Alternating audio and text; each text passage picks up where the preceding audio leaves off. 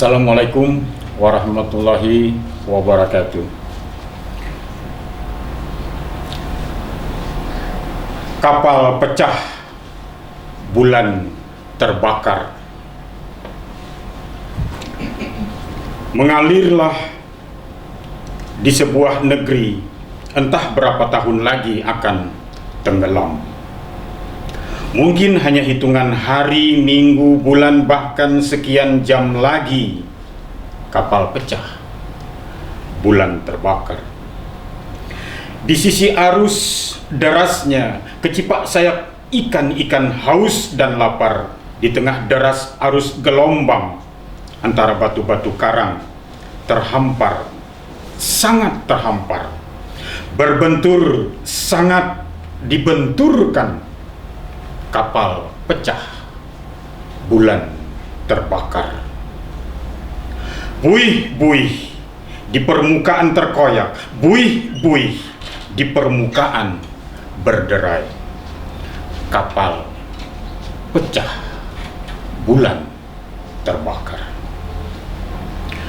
Masa sulit menerobos ke celah-celah akar, mengalir di bawah rindang sebuah negeri, melompat girang seumpama bocah-bocah dalam permainan jiwanya. Bernyanyilah seriang hatimu, wahai bocah yang bermata cerah. Negeri ini akan mengajakmu bermain lebih jauh ke dalam pecahan gelombang. Nah, sebelum negeri ini tenggelam, adalah lebih baik merayakan setiap tanggal kelahirannya tanpa renungan, tanpa kedalaman. Sebuah suara dari baris-baris puisi melintas di gendang telinga. Kapal pecah, bulan terbakar. Riwayat negeri sebelum tenggelam, bahkan bermimpi pun sudah putus di tengah perjalanan. Kapal pecah, bulan terbakar. Terima kasih.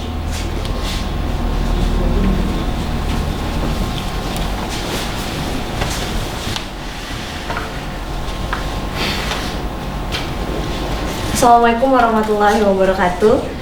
Berikut tadi telah kita dengarkan sama-sama pembacaan puisi dari Bapak Ali Syamsuddinasi, yang mana membuka kegiatan kita, yaitu bedah buku virtual yang merupakan bagian dari kegiatan Banjarbaru Rainy Day Literary Festival. Bagaimana Pak kabarnya Pak? Baik, sehat-sehat. Puisi yang Bapak bacakan tadi merupakan puisi dari salah satu puisi yang berjudul Kapal Pecah Bulan Terbakar dari Stadium Tanah Ibu, antologi puisi apa ya? Apa Pak? Apa yang melatar belakangi Bapak menulis buku ini? Oh ya, buku ini banyak fokus pada perpindahan ibu kota negara RI ini dari Jakarta di Pulau Jawa ke Kalimantan, Tenggarong, kemudian ada bagian lain itu rencananya ya di Pasir, Kutai Kartanegara. Jadi saya menyambut itu. Jadi ini momen fokus pikiran saya itu ke memang perpindahan itu. Makanya di dalam buku ini banyak sekali yang berkaitan dengan simbol-simbol Kutai Kartanegara. Misalnya ada patung Lembu Suwana, dan di sana saya pecah-pecah lagi pada detil-detil Lembu Suwana itu. Ada beberapa bagian seperti sayap, belalai, taji, sisik, kepala. Jadi sangat-sangat dilatar belakangi oleh perpindahan ibu kota negeri dari Jakarta ke Tenggarong. Ini kesempatan bagi Kalimantan ingin menunjukkan kemampuan, potensi, dan segala hal apa yang berkaitan dengan Kalimantan. Persoalan setuju tidak setuju itu adalah bagian dari dialog kita. Memang sangat-sangat potensial untuk dibicarakan. Saya dalam dalam buku ini membuka dulu, ada satu sahutan bahwa perpindahan itu penting untuk kita bicarakan semua sisi, bukan hanya buku ini ya, bisa saja dari sisi ekonomi, dari sisi politik, dari sisi kebudayaan, kemudian banyak hal lagi. Itu mungkin yang jelas latar belakangnya perpindahan ibu kota itu. Saya tertarik dengan Lembu Suwana. Bagaimana proses Bapak menemukan suatu sesosok Lembu Suwana ini dan memasukkannya ke dalam puisi? Oh iya. Sebelum menulis puisi tentu ada data. Untuk khusus ini ya, jadi bukan hanya imajinasi saja. Tapi pada perjalanan penulisannya memang imaji itu sangat diperlukan.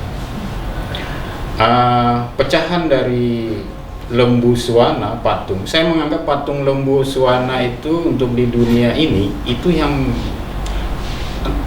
entah kalau salah ya nanti ya, itu yang paling dikatakan mendekati sempurna dan sangat beragam. Filosofinya sangat kuat, sangat mendasar. Bisa dibandingkan patung-patung lain, boleh dilacak. Sebuah patung yang mempunyai ornamen yang begitu lengkap, ya. Ada taji ayam, kepala singa, kemudian ada belalai, ada sayap ya, ada supaya bisa terbang, ada sisik dan segala macam. Di patung lain boleh saja mungkin pada bagian-bagian orang mencerminkan kerbau misalnya, mungkin hanya kerbau utuh, tapi di sini satu kesatuan. Untuk bagaimana patung Lembu Suwana itu kita bisa lacak di YouTube banyak, di paparan-paparan lain banyak. Nah itu saya pecah-pecah. Jadi ada misalnya mahkota Lembu Suwana, sisik ikan Lembu Suwana, kepala singa Lembu Suwana, tanduk kerbau Lembu Suwana, sayap Garuda, lalu ada belalai gajah di situ, ya. Bahkan tadi saya katakan ada taji juga. Taji itu mungkin cerminan dari taji ayam gitu ya, katakan saja gitu. Nah, simbol ini itu jelas sangat kuat dari Kutai Kartanegara. Ya. Itu yang saya unggah. Kedalaman terhadap simbol itu, saya tidak berani mengatakan bahwa puisi-puisi ini sudah ke lunas-lunasnya, tidak. Tetapi tadi saya katakan, dia membuka dulu pintu-pintu masuk ke daerah sana. Bicara tentang Mahakam, bicara tentang Kori Layun Rampan, ada satu puisi di situ. Tapi ada lagi puisi-puisi lain. Dan buku ini di prolognya itu ditulis oleh Budi Kurniawan, jadi dikenal Budi Daya Kurniawan.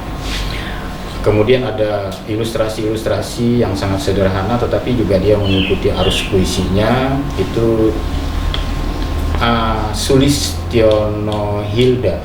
Jadi buku ini merupakan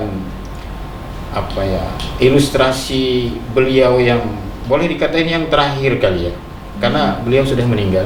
Al-Fatihah untuk beliau, kita semua yang bisa mendengar acara ini.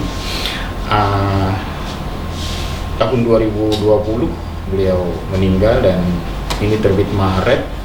Beliau berproses sejak 2019 sebenarnya, karena buku ini sudah saya siapkan sekitar 4 bulan 5 bulan prosesnya itu. Mengenai puisi yang tadi Bapak bawakan, ya. Kapal Pecah Bulan Terbakar. Ini puisinya terinspirasi dari apa, Pak? Ini yang jelas ada bicara di situ ya tentang negeri. Kita bisa sangkut pautkan dengan tanah. Jadi inti dari buku ini tentang tanah. Bagaimana orang-orang suku Dayak, sebenarnya kita ini orang-orang juga dari Dayak itu memperlakukan tanah. Jadi memperlakukan tanah seperti Jakarta memperlakukan kotanya, maka Tenggarong sebagai rencana pusat ibu kota itu juga harus bisa memperlakukan tanah itu supaya tidak banyak hal yang merugikan tentang tanah dan orang-orang, manusia, tumbuhan, atau segala sesuatu yang ada di atas tanah itu, bahkan di dalam tanah itu tidak tersakiti ya. Itu saya pilih dengan stadium. Ibu ini sebagai juga simbol-simbol yang sangat manusiawi, sangat dekat dan sangat sangat akrab dengan manusia. Sastra apapun juga dia bicara, titik tujunya itu tetap ke manusia. Puisi boleh bicara batu, tapi sifat-sifat batu nanti akhirnya implikasinya juga ke manusia. Puisi bisa bicara tentang luka, tapi luka yang dibicarakan oleh puisi juga nanti ke manusia. Saya banyak menulis tentang alam, tentang tumbuh-tumbuhan, tentang suasana lingkungan. Tapi kan dampak-dampak dari sifat alam, sifat tumbuhan itu akhirnya ya ke manusia juga. Jadi dampak-dampaknya manusia. Bagaimanapun juga lebih banyak ke sana. Oke. Kapal pecah bulan terbakar, saya kira bisa dibaca nanti lebih jauh lagi yang berminat untuk buku. Jadi harus saya iklankan juga buku ini. Karena beberapa minggu lagi mungkin buku ini datang. Boleh pesan. Kalau perlu pesankan aja nanti sama. Persoalan berminat tidak berminat ya itu urusan nantilah. Yang penting kita siapkan dulu materinya. Dan proses di dalam buku ini ada satu konteks yang harus saya katakan bahwa ada eksperimen bentuk. Nah, kita bisa lihat di sini misal yang kapal pecah bulan terbakar itu, ya ini kan. Ini nama saya di atas, kemudian di sini judul dengan huruf besar semua, lalu ada koma dan huruf besar ini cetak tebal, kemudian dilanjutkan dengan baris selanjutnya, hanya dibatasi dengan koma. Saya kira kalau dikatakan puisi, jangan-jangan kalau puisinya bicara, puisi saya tidak begitu kata puisi yang biasa kita lihat. Jadi ada eksperimen. Eksperimen itu penting untuk mengubah sesuatu yang monoton, sesuatu yang tidak dinamis.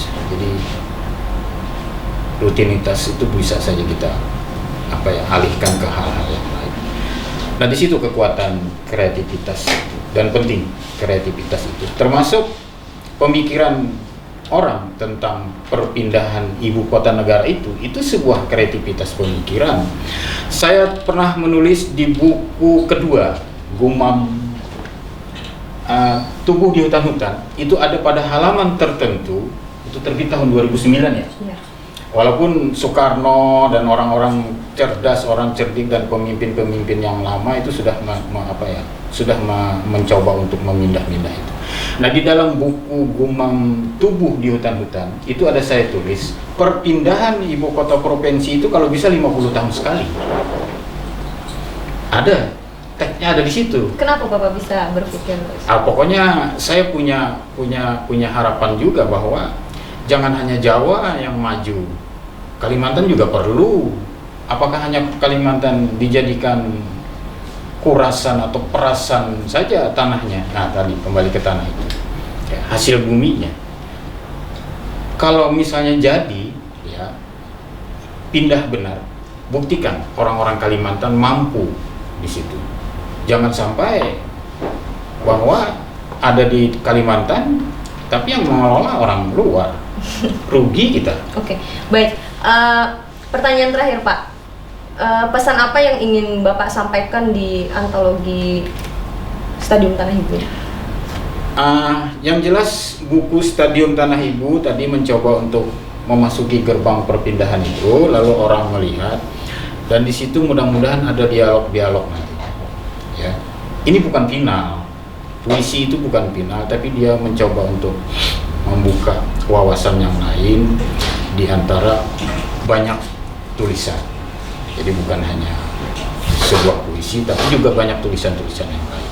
Paling tidak itu tadi, pintu masuk lah dulu. Dan saya berharap kalau bisa nanti pindah lagi dari Kalimantan berapa tahun kemudian, mungkin ke Sulawesi atau ke Papua. Saya tulis juga di buku itu. Pindah saja ke Papua, tapi ada rentang waktu tentu saja. Ya, ada rentang waktu. Jadi orang Papua juga nanti harus membuktikan perpindahan ibu kota itu, ibu kota negara kita itu, persoalan bisa dimanfaatkan atau tidak perlu disiapkan, dan itu adalah tanggung jawab manusia Indonesia yang sekarang ini. Kita kan manusia Indonesia, sangat penting untuk mempersiapkan orang-orang atau manusia Indonesia yang akan datang. Jangan-jangan nanti tahun yang berikutnya pindah ke Sumatera, bisa jadi. Jadi bersiaplah untuk perubahan-perubahan. Tidak bisa tidak, perubahan itu pasti terjadi. Ya kan? Dan kita tidak bisa mempertahankan yang begitu saja. Tidak ada yang berubah kecuali perubahan itu. Baik, terima kasih Pak Asa sudah mampir di Perpustakaan Kota Banjarbaru. Sangat senang sekali. Demikian Bedah Virtual kita hari ini. Sampai ketemu di segmen selanjutnya. Oke.